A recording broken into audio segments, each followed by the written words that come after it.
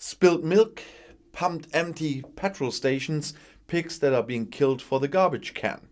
Back from the jubilant party congress bubble, British Prime Minister Boris Johnson is catching up with his country's problems with full force.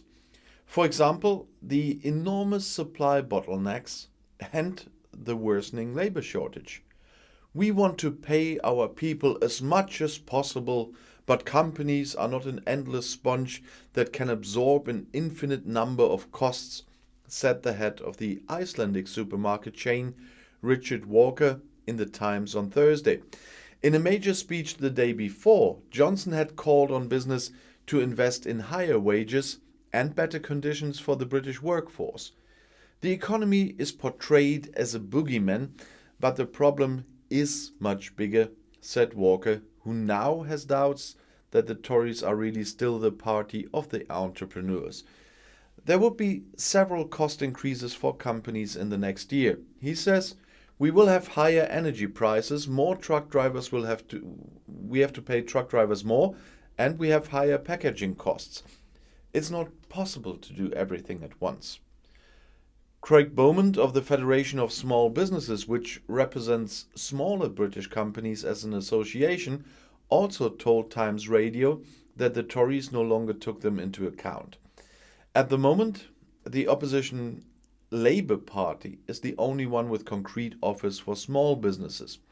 Many of the petrol stations affected by delivery bottlenecks are between Manchester, where Johnson was celebrated by the party base, and his official residence on London's Downing Street. Many are still left on dry land because there are no drivers for tank trucks. Long queues in front of petrol pumps, from which petrol and diesel were still flowing, even dominated the headlines internationally. I can confirm that one. But on the island, there are already further consequences of the fact that truck drivers are absent everywhere. The broadcaster Sky News reports on an English farmer who had to throw away 40,000 litres of milk in the past 2 months because no one came to pick it up. Meat farmers have started killing pigs for the garbage can because no one can take them to the slaughterhouse.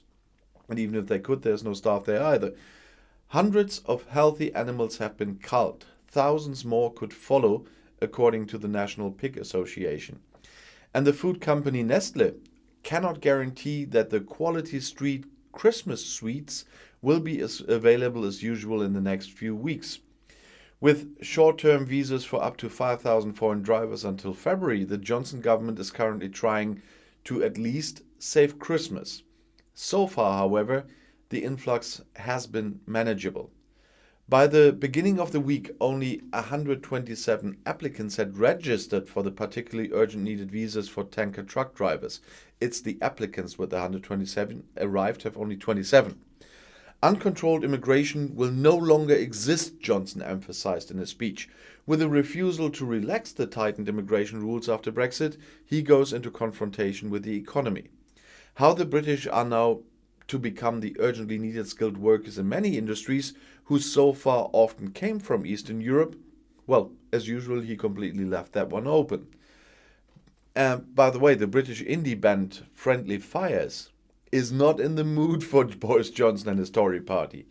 The choice of songs by the British Premier to leave the stage after his big speech at the party angered the musicians. We do not agree to the Conservative Party's use of our song, Blue Cassette, wrote the band on Twitter. If we'd wanted them to use it, we would have called the song Blue Bunch of Corrupt Wankers.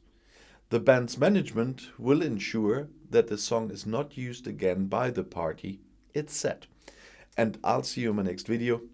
Bis gleich.